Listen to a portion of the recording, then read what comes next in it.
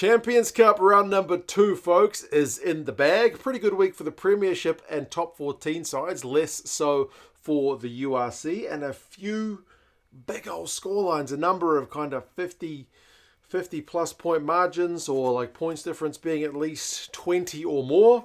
But we'll wrap up the matches, some of the attendance numbers, who's doing well, who's not doing so good, and you guys can let us know your thoughts. I mentioned when we talked about the odds prior to the start of this competition that I do like the Champions Cup, but I feel like the group stage still has a bit to be desired.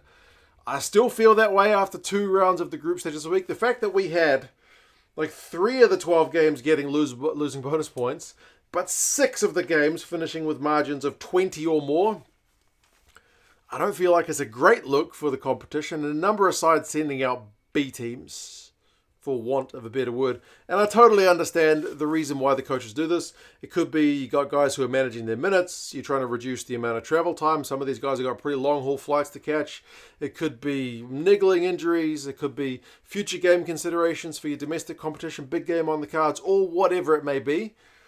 But there were a number of B teams this week which probably didn't help with some of the scorelines. Certainly still some pretty interesting, entertaining games. I don't want to be on the negative side of things. You guys know me. I tend to look on the bright side of the rugby life, but just the group stage just feels like the trailer. You arrive to watch a movie and you're sitting there watching the trailers of the other movies that are coming out, but you're mainly waiting for the movie you paid to see to start, which for me is the knockout stage of this competition.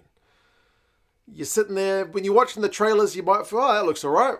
I'll watch that movie. That looks pretty good. You'll be entertained by some of the trailers. Some of the trailers will be stinkers. But mainly you're waiting for the next thing to get going. That's kind of where I'm at. I'm looking forward to the knockout stages immensely.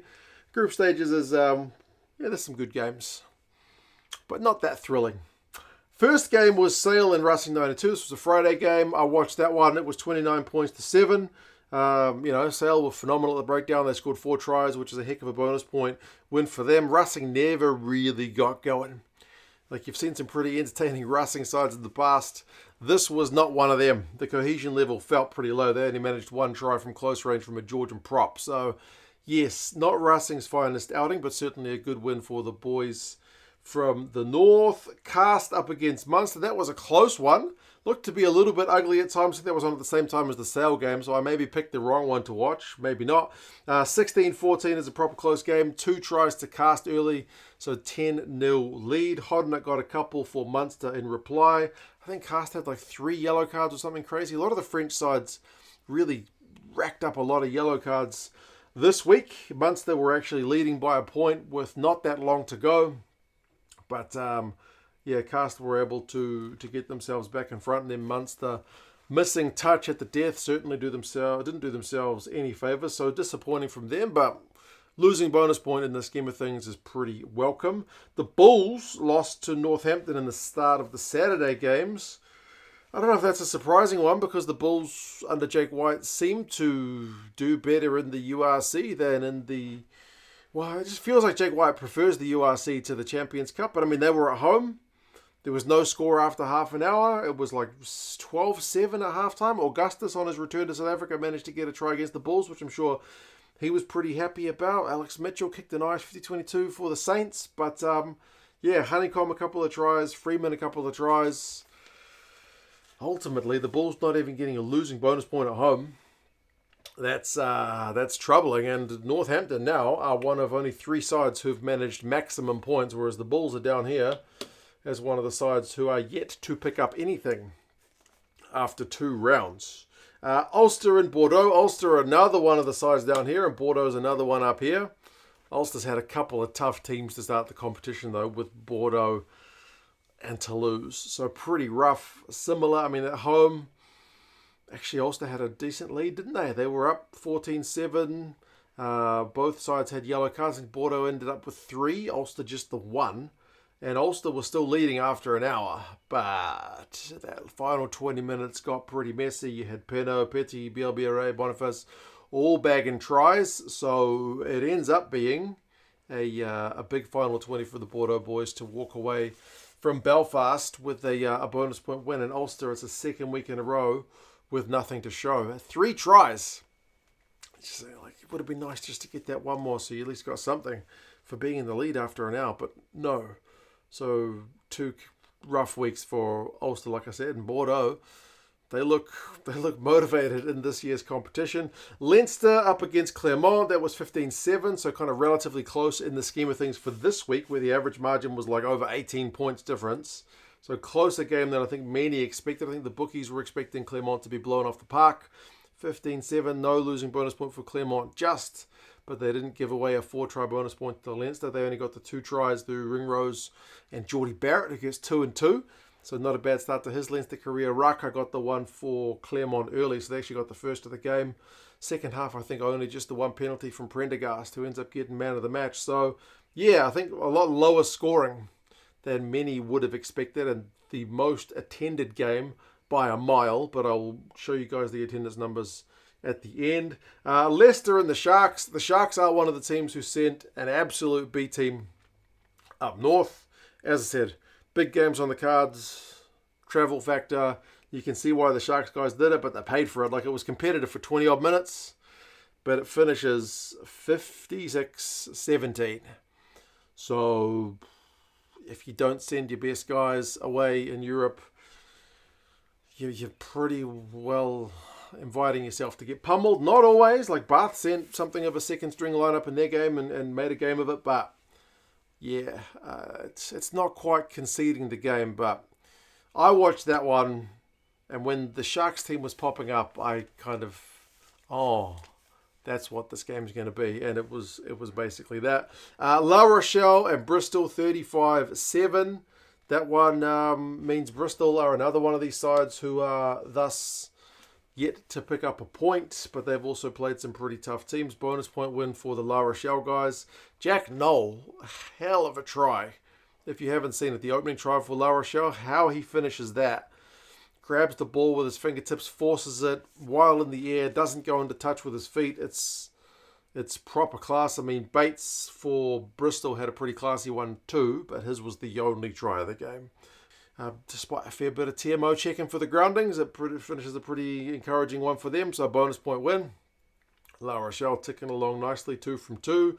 Harlequins and the Stormers. The Stormers could field 23 men, but they are also pointless thus far in the Champions Cup. They've got a heck of an injury list. Like, quite unbelievable injury list. So, as I said, they sent 23 men to the stoop, and they didn't come away with nothing. 53-16. It was, again, similar to the Sharks game. It was competitive for the opening stanza, but across the course of the 80, only one real side at it. Murley got 3 tries for Quins. Dombrand got 3 tries. He was pretty unselfish, to be fair. He could have gone for more. So, injury-riddled Stormers side gets punished away from home. There's not really a headline there. It's just kind of to be expected. Benetton against Bath was probably one of the games of the round. Despite Bath not sending a full-strength lineup, they pushed Benetton to right to the death, man. 22-21. One of the few games that, is right down to the wire. 3 first half tries from Benetton. Rhino Smith gets a couple, including a pretty nice intercept try. Liner gets 1. So 17-7 at half time. Bath's back row combined to score a pretty nice one themselves. Thomas Dutoy got one to actually put Bath in front, but Benetton scoring at the death meant that put them in front. Just enough to kind of walk away with a very, very narrow win. So, yeah, got to wonder if Bath had sent the big guns, if they would have been able to, push forward and get a second win in the competition. But player management is certainly a thing. Stade Francais and Saracens. Goodness me, Stade Francais love a card this Champions Cup. First round, they had a couple of red cards. They are the only team to get a red card in this second round. It was Makalu's one, which was just insanity. First, he's put in a trip, and then he's put in like a clothesline. Deservedly red carded. To be fair, some of the red cards, the mitigation, I swear, I just say this as I watch competitions which do 20-minute reds and full reds. The ones which have full reds, the refs sometimes find the most tenuous mitigation. Like what was one of their ones? There was another really high shot in the Bordeaux game? Yeah, that one was, I feel like pretty pretty high up, pretty upright, pretty shouldery. But anyway, they find a way to mitigate all of them down to yellow except for the Stade Francais one, which was an absolute red as you get. Even if you were doing a 20-minute red card game, that would have been a full red card. But beside the point, Stade Francais, who were leading before the Makalu red card, they were up 10-0. End up conceding 21 unanswered points. And there's more yellow cards to come in this game as well. It's both sides getting yellows, but yeah, Stade Francais ended up playing much more of the game with fewer players on the field, so ended up losing 28-17. Discipline, a pretty big issue for Paul Gustard's boys thus far in the Champions Cup, sadly for them. Toulon and Glasgow, another one of the games of the round. Glasgow also mixed up their lineup. Toulon finished 30 points to 29 winners. Glasgow actually outscored them try-wise, so 4 tries and a losing bonus point. So 2 points is not a bad one to walk away from this one for the Glasgow lads. Only 3 tries for the Toulon guys. Lester Fainga'anuku got 2. Start of either half for him. But yeah, Toulon had another couple of yellow cards. So French sides, as I mentioned, a lot of yellows. But I think the double yellow card period only finished 6 points to 7. With Glasgow scoring a converted try, Toulon slotting a couple of penalties. So damage reduction, not too bad. Johnny Matthews try at the death, bringing it back to that kind of losing bonus point range, and that was the 4th try. So, as I said, not a bad return for Glasgow, given that they shifted things up and were away from home and, managed to come away with 2 points. Exeter and Toulouse, the final one. So Exeter's another one of the sides who are, on 0 after 2 rounds, and Toulouse are one of the other few sides on 10 points after 2 rounds. 64-21. This was always going to be a hiding. You looked at the Toulouse lineup and they sent all the big guns. They did not send the B team. Barassi was fantastic. Lebel was fantastic. They both bagged a couple of tries. Dupont got the first one. Tom Wyatt got a couple for Exeter. But even though I'm not a big fan of watching big blowouts, there was still a lot of entertainment value to be had watching Toulouse. It's very satisfying to see skilled rugby players do skilled things. There may not have been much on the line in terms of edge of your seat competitive action, but skills, silky skills on display. So bad week for the URC. Only 2 teams getting wins, being Leinster and Benetton, just barely. The other 6 sides losing. The Premiership had 5 winners, and to the top 14 also had 5 winners, 3 losers for both of them. So not the URC's round. In terms of attendances, I saw the Bulls getting some stick.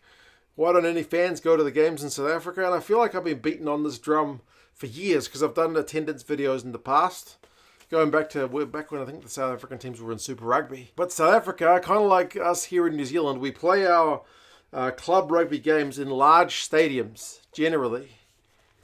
I'm not saying there couldn't be more fans getting out to the games, but you would think from some of the comments that the Bulls had nobody there.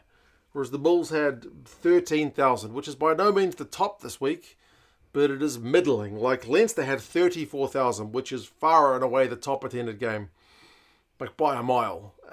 Leicester against the Sharks was next with 17. La Rochelle was the top 14 attendance side with 16. So the Bulls aren't that far away with 13,000 fans.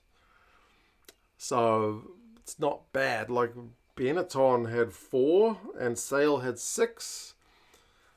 Yeah, so big stadium makes crowd look smaller. I feel like I've been talking about this for years, but this is just a thing. When my Blues get 10,000 fans at Eden Park, it also looks like nobody's there, but the looks can be deceiving. Sides who are 2 from 2 thus far: Toulouse, Bordeaux, La Rochelle, Toulon from the French side. You got Leinster, you've also got Northampton and Saracens. So only Leinster, the side with a kind of perfect run from the URC sides. And as I mentioned, there's a few who are there: Stormers, Bulls, and Ulster from the URC thus far on no points. So in terms of the round, the fact that double the games had big score lines, 20 plus points, compared to losing bonus point games, I don't think is the greatest ad for the comp. As I said, there's still some entertaining rugby on display, but less kind of edge of your seat action. So I await the knockout stage of this competition with a great deal of anticipation. We'll wait until the start of next year to see the remainder of the group stage games played and then see how things are aligned for that knockout stage, but I look forward to it. You guys let us know your thoughts on the round. Subscribe to the channel if you haven't done so already. I would greatly appreciate it, folks. Take care, and I'll talk to you guys again soon. See you later.